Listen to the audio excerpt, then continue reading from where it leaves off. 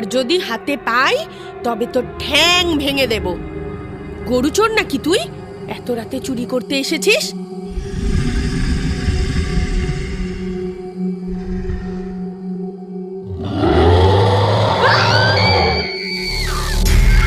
ছোট্ট গ্রামটির নাম বেলডাঙ্গা।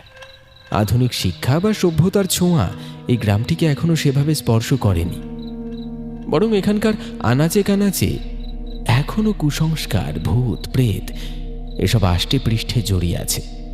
গ্রামের সাধারণ চাষাভুষো মানুষজন দিনের শেষে কোথাও কোথাও জড়ো হয়ে আগুন পোহায়, কেউ বা মাচায় বসে গল্পগুজব করে দিন কাটায়।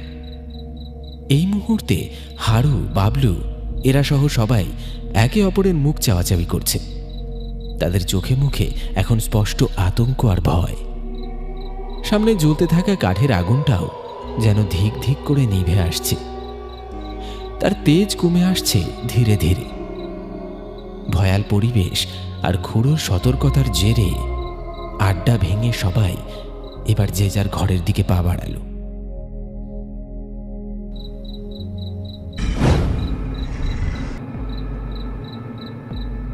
এদিকে কুয়াশার কারণে লণ্ঠনের আলো বেশি দূর পৌঁছচ্ছে না।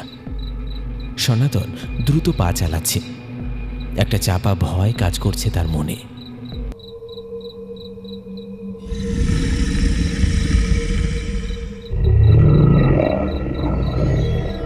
কি ব্যাপার? পিছন থেকে কিসের একটা গুঙানির শব্দ আসছে? এই পাগলা শিয়াল কুকুরটা কি কামড়ে দিলে ঝামেলার শেষ নেই?